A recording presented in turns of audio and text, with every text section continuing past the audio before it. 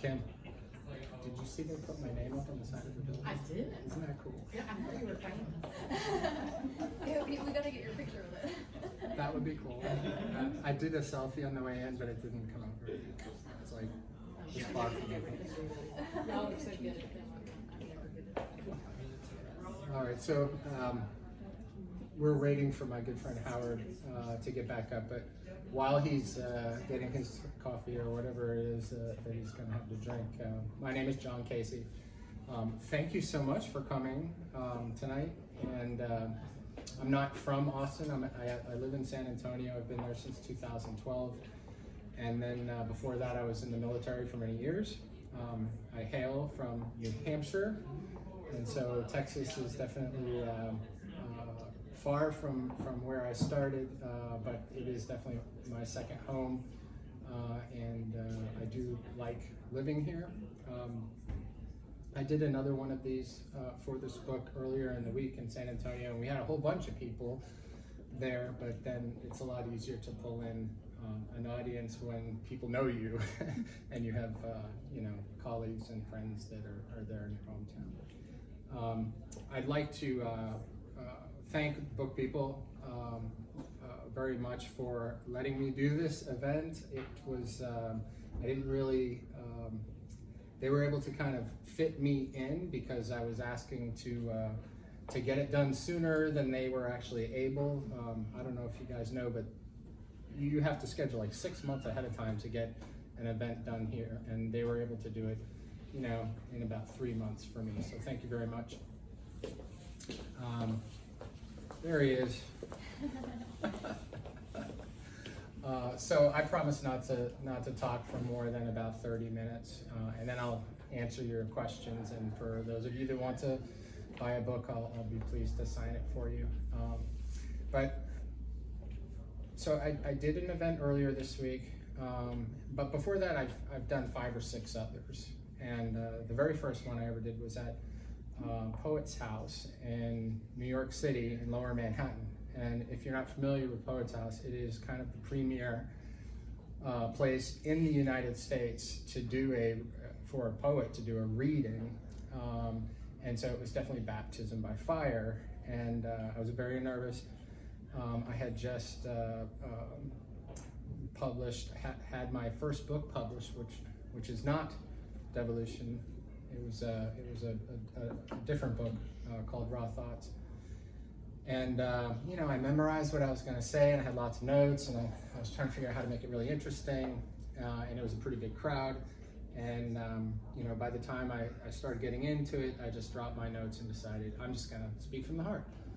And that worked pretty well. But over the course of the next few readings that I did, I did another one at Malvern Books here in Austin, and a few in San Antonio, and then a couple back in New Hampshire, where I'm from. I found that people, in the questions that come afterwards, people really want to know what the catalyst was for writing this particular book. What was the genesis for the idea to come up with this story? What inspired you? And a lot of questions like, did you write yourself into the book? Are you speaking from the heart when you're talking about this situation? Are your experiences, your life experiences in the book? And so I'm going to address a lot of those questions up front, I think. I'll start with what the catalyst for this book was. This is Devolution, right? It is book 1 of a trilogy. I have a 3-book contract. I'm writing the 2nd book now, which is titled Evolution, and then the 3rd book will come out next year, and that book is called Revelation. They are psychological spy thriller books, and my intent when writing each of these, my original intent was that they not be cliche spy novels. They still have all of the elements that lovers of the genre crave: mystery, suspense, cliffhangers, gunplay, there's some violence, of course, but then there's that psychological part. Where does that fit in? And I'll talk a little bit about that. But first to the catalyst. My final year in the Air Force, I spent almost 23 years in the Air Force. And during that last year, I was stationed at the U.S. Embassy in Addis Ababa, Ethiopia. And I had written 50 pages of this novel, Devolution. And my intent was, while I was there, I was going to finish that book. There isn't a whole lot to do in Ethiopia, you might think, and that would be true. The national sport there is running, because it doesn't require anything except shoes, right? And there's a lot of space to run in Ethiopia. But what I found was that I wasn't happy with the way the character development was going, and that psychological thriller aspect of the book that I felt so strongly needed to be in there to make it unique requires some depth of character, and it wasn't there. And I wasn't a polished enough writer at the time to pull it off. So I put it down almost very soon after I got to Ethiopia. And so then one day when I was bored, I was pondering all of the things about Ethiopia that were irritating me on a daily basis. Now, don't get me wrong, I love the country. The people there are beautiful and caring and wonderful. And there is a lot to do, especially if you like the outdoors. But there are also irritants, just like there are here, there are in San Antonio and Austin, Texas, back in New Hampshire, where I'm from. So I wrote a poem, and there's nothing special about this poem. The only thing special about it is that it made me laugh, and it made a few other people laugh. But I'll read it to you. This was the catalyst for the publication of this book. It's called Stupid. Stupid chanting, I can't sleep. Stupid donkey, stupid geep. Stupid crazy hospital czar. Stupid Rick and stupid jar. Stupid ladas everywhere. Stupid curfew, just not fair. Stupid fruit drink made me ill. Stupid dumb malaria pill. Stupid meals with stupid meat. Stupid people in the street. Stupid drivers, stupid roads. Stupid trucks with stupid loads. And I know what you're thinking. You're thinking, that's not a very good poem. And you're right, it's not. But the intent wasn't to write a good poem at the time. The intent was for me to just blow off some steam and have a laugh with my friends. But I had fun writing. And so I decided to write some more. And as I kept writing these poems, I found out that I liked it more and more as I continued to do so. And this is the only poem like this that I wrote. The rest were about serious issues. They were about despair and loss and hope and love and the entire spectrum of emotions. And as I continued writing, I kind of captured just about every emotion you can think of. And a friend of mine, after I got back to the United States, got their hands on these, and she said, I have a friend who's a very prolific poet, and I think you need to let her look at these. And so I did, and she convinced me to keep writing. So that's the first thing. Those poems kept me writing.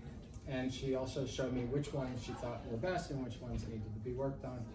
Ultimately, those poems turned into this book. Okay? This book's called Raw Thoughts. It starts off very, very dark. Contemplation of suicide dark. And page by page, it gets lighter and lighter until the end when it's the opposite. It's all about love and hope and joy. And this book was nominated for the National Book Award. There are poems in here that are currently nominated for the PHiR Prize, if you're unfamiliar with those. Those are pretty significant nominations, and I didn't win the National Book Award, and I don't expect to win the PHiR Prize. However, being nominated was, I literally did this. I'm not exaggerating, because I thought, I never even took a class on poetry. So maybe I need to go back and take a look at those 50 pages of this novel. And maybe there's something there. Maybe I can actually pull this off. And so, without even looking at them, I sent them to my publisher who picked up this book, Adelaide Books in New York City. And I said, hey, this is something I started a long time ago, and always envisioned it as a trilogy. And then I wrote up a 2-page synopsis of the plots of the other, all 3 books. And about 2 weeks later, he sent me a 3-book contract. And he said, there's just one caveat. Now, this was in February of last year. He said, there's one caveat. You have to finish the book in time for me to release it in October of 2019. So I had to, first of all, go back and read those 50 pages and remember what it was that I had written, and probably rewrite a lot of it, which I actually did, and then to finish the book, and to get it through editing and everything, and it was released at the beginning of October. If you're wondering if Stupid ended up in Raw Thoughts, it did, but not the way I just read it to you. If you were wondering what a geep was, right? Stupid donkey, stupid geep. In Ethiopia, they have sheep, and they have goats, and then they have something else. It could be one or the other, and if you're not sure, you just call it geep. Stupid ladas everywhere. A lada is an old Russian, small little Russian car. They're everywhere in Ethiopia. So a poem like that, it's not gonna, people aren't gonna relate to it. So I did change it up, and I did include it in this book because it was the catalyst, because it was the first thing I ever wrote that made me go, like, hey, maybe I should keep writing. And so this is how it ended up. Stupid noises, I can't sleep. Stupid counting, stupid sheep. Stupid breakfast, I can't eat. Stupid eggs with stupid meat. Stupid drivers, stupid roads, stupid trucks with stupid loads. Stupid work, I hate my job. Stupid Amy, stupid Bob. Stupid people in my face, stupid people every place. Stupid luck that just won't last. Stupid future, stupid past. Still a simple poem, but now it's relatable. And I did include it in the book because it was that first one. The rest of the poetry is a little deeper. But getting back to the book at hand,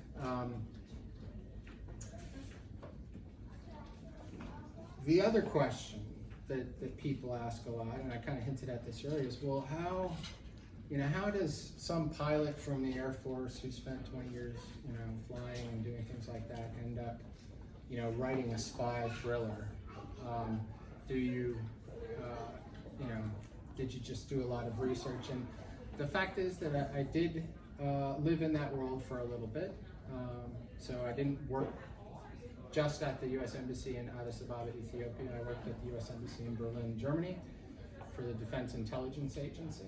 And so I did work in human intelligence, and that was my job for a while. And my master's degree is in international affairs. I speak French and German, and it has always been a passion of mine, international affairs and travel and culture and international relationships. I worked at the Pentagon as basically an arms dealer. The organization that I worked in worked with representatives from foreign embassies in Washington, D.C. to try to get other countries to buy U.S. airplanes, U.S. weaponry, that sort of thing. So a lot of these experiences that I have had, definitely helped me write a believable spy thriller. But then there's the psychological aspect of the book. I said I didn't want to put a cliche spy thriller out there. I wanted it to be different, and for that to be true, I needed to make the main character different. So he's not a traditional spy. The main character, if you read the back, it says Michael Dolan is a stoic perfectionist and former special operations pilot working a staff job at the Pentagon when he's approached by the CIA with an improbable request to help prevent impending terrorist attacks in Europe. As his deep cover role in Operation Excise evolves, Dolan finds that of all the demons he must prevail against, the most terrible are those from within. And so the book is written from in a way where only two people know what's going on in the main character's head, and that's the main character himself and the reader. And so when you'll see that there are a lot of italicized sentences throughout the book, and that's Michael Dolan thinking, right? And that's very evident as you read the book.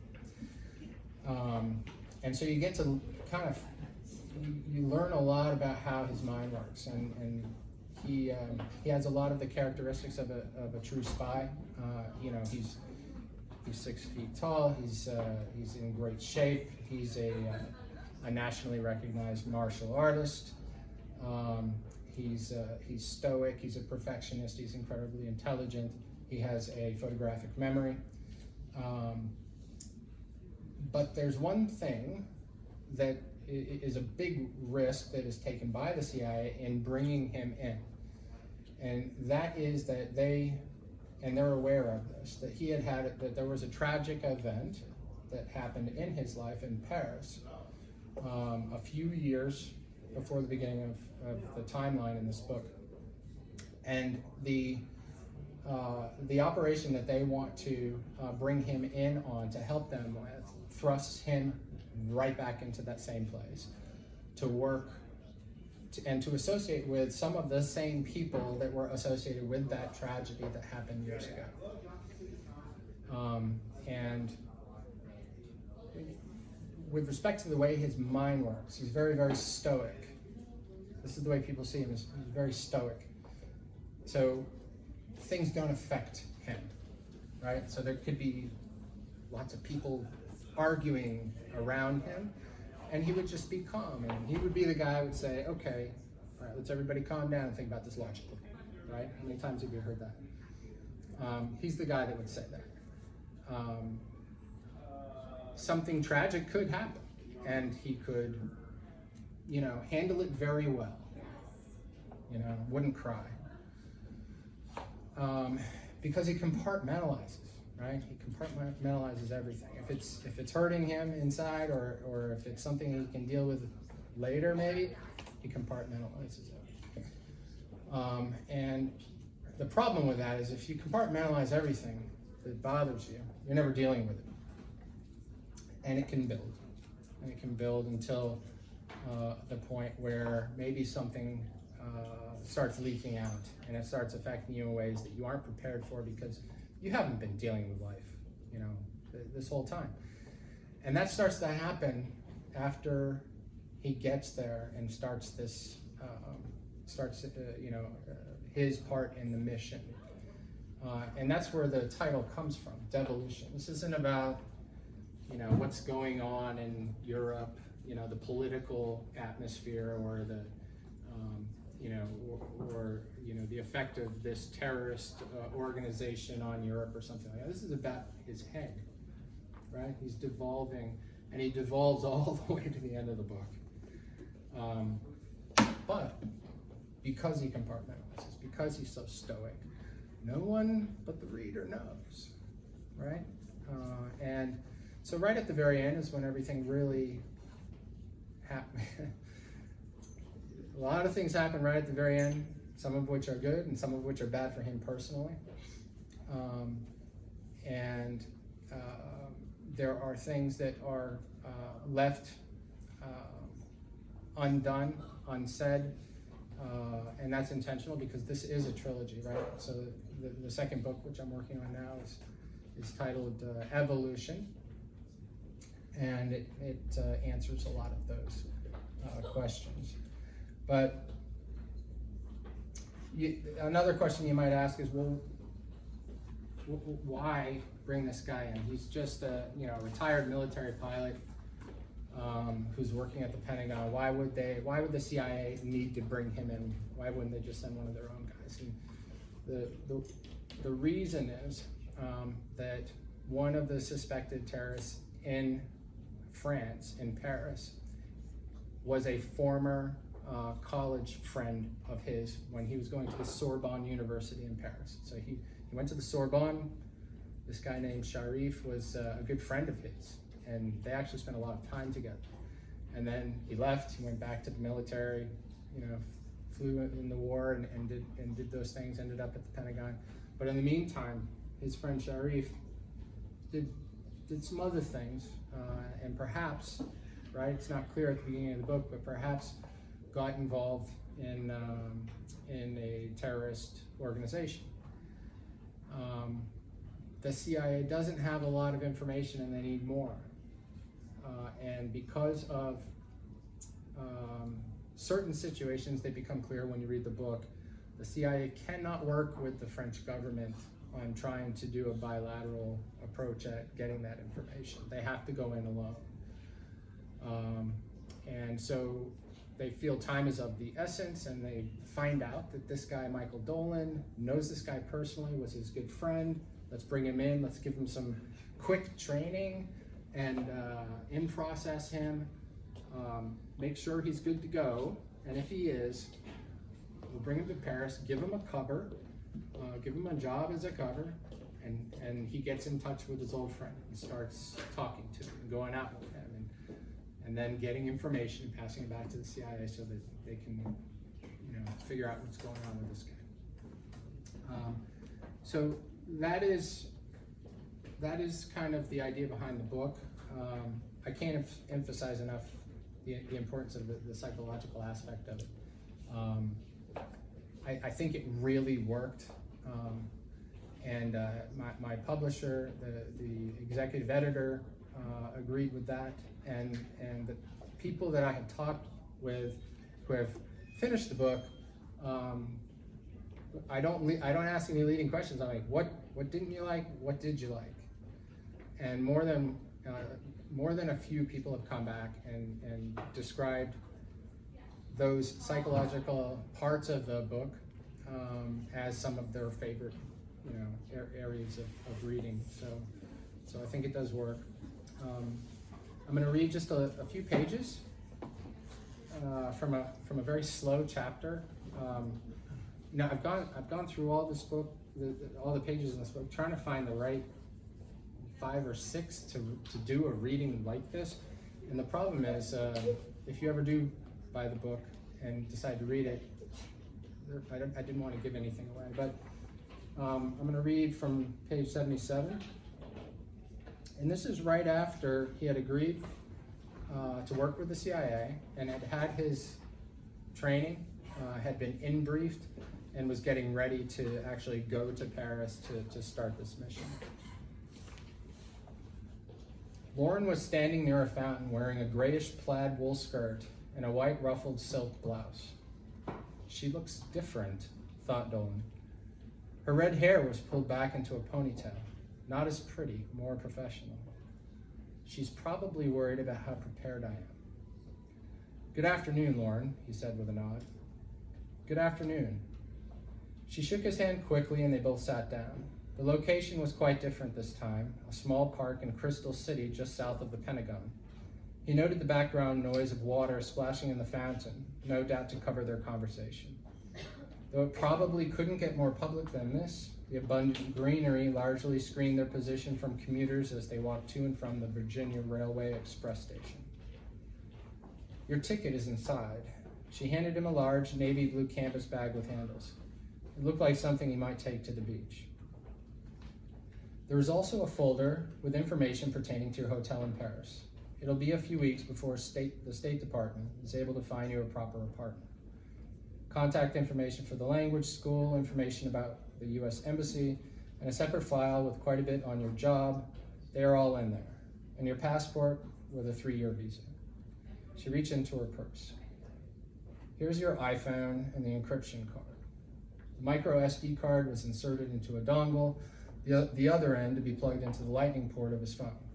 A piece of Scotch tape kept the card secure. Thomas had shown him how to use it. Use it as you would if it were your own. Remember to take it with you everywhere you go. Again, it's your lifeline. I cannot emphasize this enough.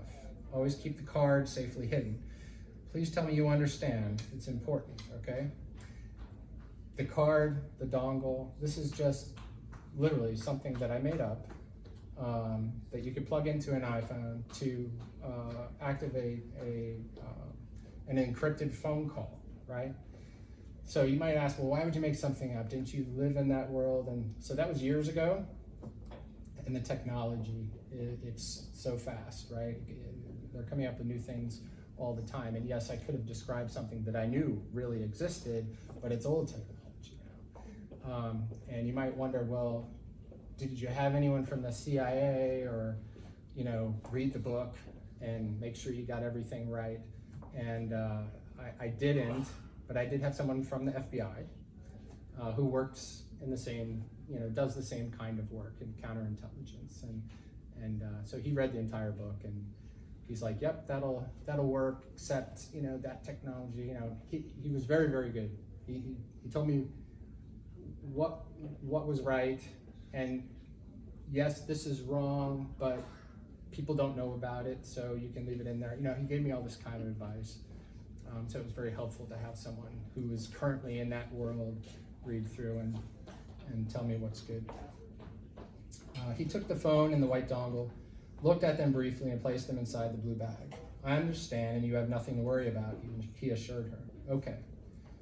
She crossed her hands on her lap and looked at him with a thoughtful gaze. Michael, I have to say, I'm surprised how easily you've agreed to do this. I'll be honest, I'm curious about what's going on in your head right now.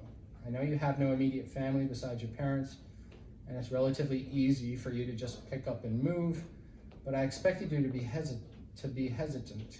I mean, in the spectrum of opportunity that's available to you, this is extreme.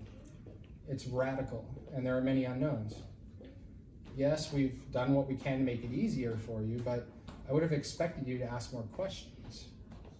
I'd like to know what you feel about all of this personally before you go. You haven't said much at all about Sharif. Sharif is his friend in Paris from that tragedy that the CIA is worried about now, right? He's the one that he has to work with.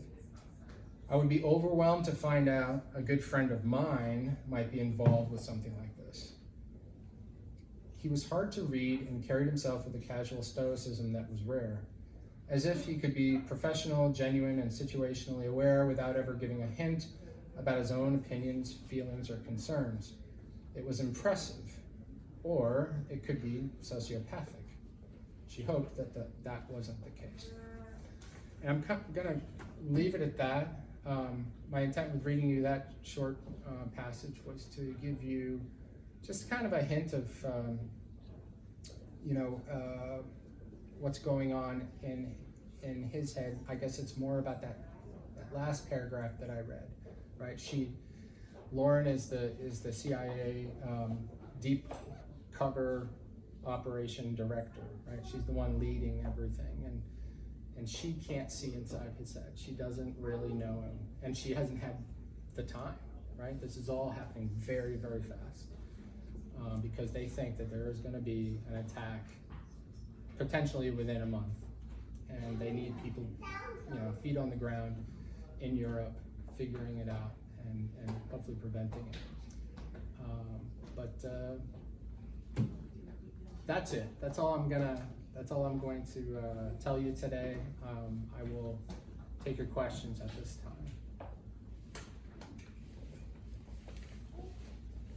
stoic, is he a purely fictional character to you, or is it a compilation of people you've known? Okay, so the question is Michael Dolan the main character?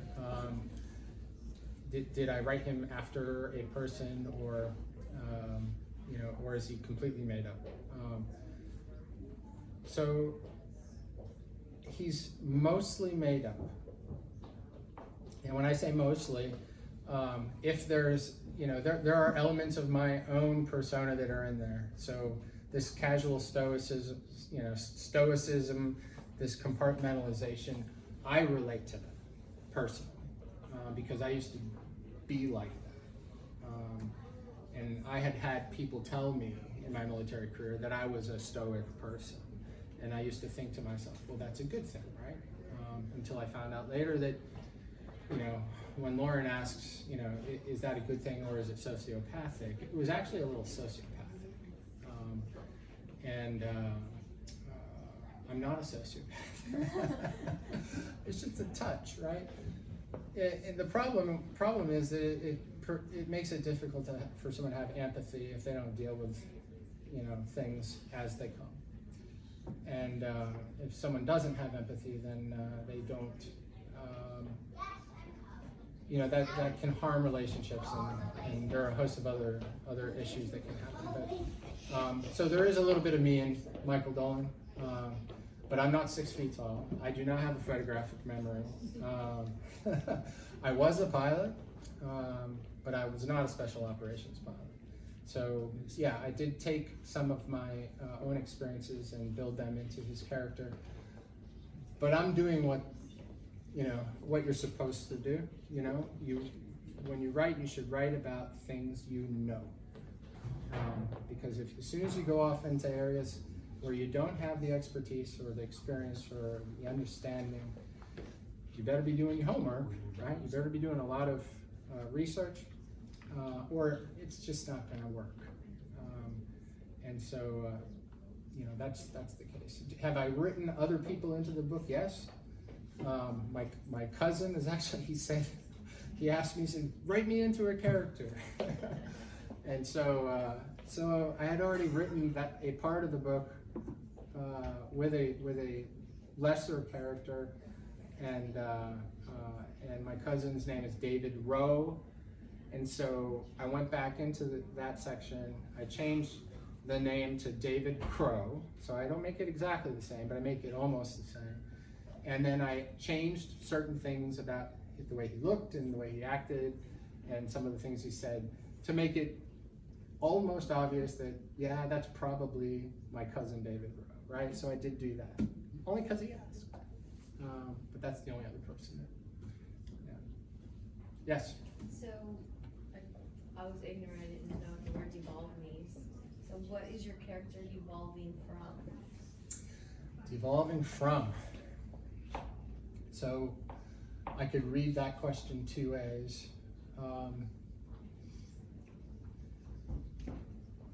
You titled your book Devolution. So. Yes.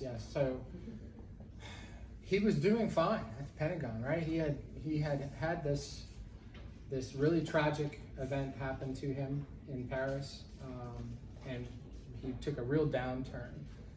But shortly thereafter, he picked himself up and started repairing his life, and ultimately decided to get out of the military, to change venues, and to work at the Pentagon as a contractor, and things were going great. But he has this mental issue of compartmentalization and not dealing with life as it comes, and he never dealt with that original tragedy. It was still up there. He had just put it away, and he was ignoring it, and then he was thrust right back into that same place where it happened, thinking, I'm stoic, I'm strong, I can handle this, it's no big deal. And he really couldn't. And so it started affecting him, and that's what he's devolving from, that the combination of his inability to deal with things in real life and being thrust back into that situation where that horrible tragedy happened.